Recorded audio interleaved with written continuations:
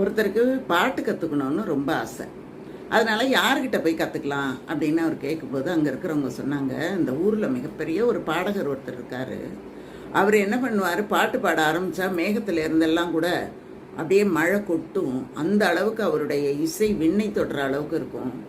ஒன்றுமில்லாத செடிகள் கிட்ட போய் பாட்டு பாடினா கூட அந்த செடிகள் பூக்களாக பூத்து குலுங்கும்.